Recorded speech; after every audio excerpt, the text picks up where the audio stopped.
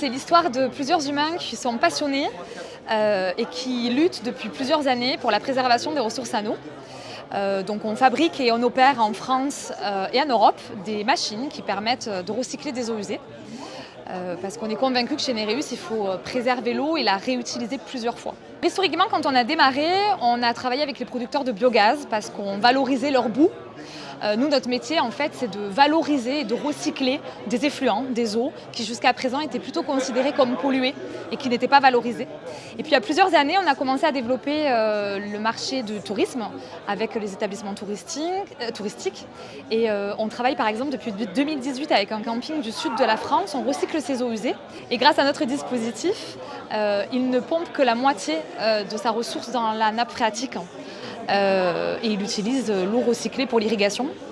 Et quand on sait que dans l'industrie touristique, il peut y avoir jusqu'à 500 litres de consommation par personne et par nuitée, ce sont quand même des économies qui ne sont pas négligeables.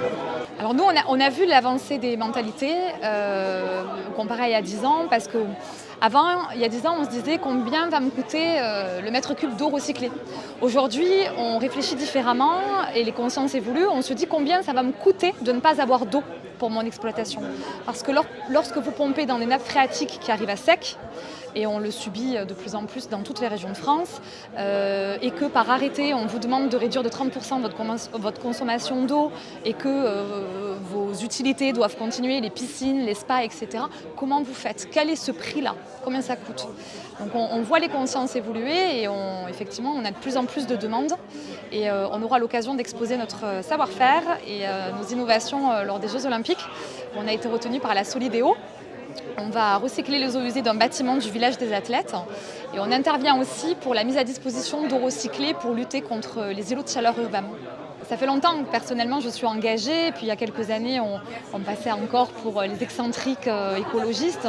Aujourd'hui on voit quand même que les consciences évoluent parce qu'on voit que les rivières s'assèchent, on voit que l'eau commence à manquer. Alors quand on ouvre le robinet, on en a encore en France. Ce n'est pas le cas en métropole, dans les dom-toms, hein. C'est le cas dans la métropole, mais pas dans les dom-toms.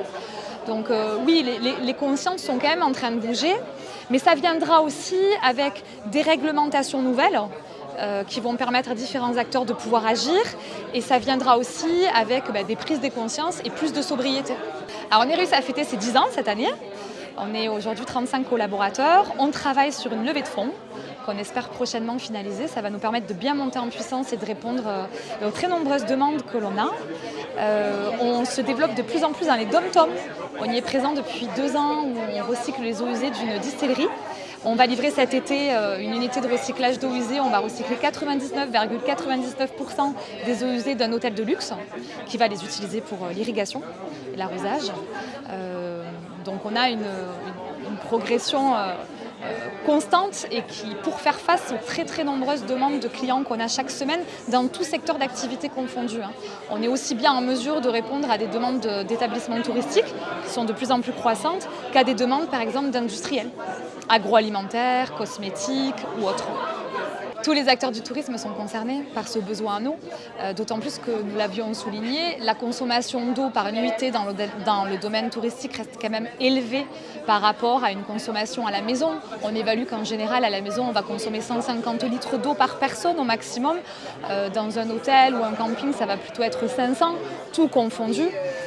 Donc oui, la demande, elle devient de plus en plus urgente.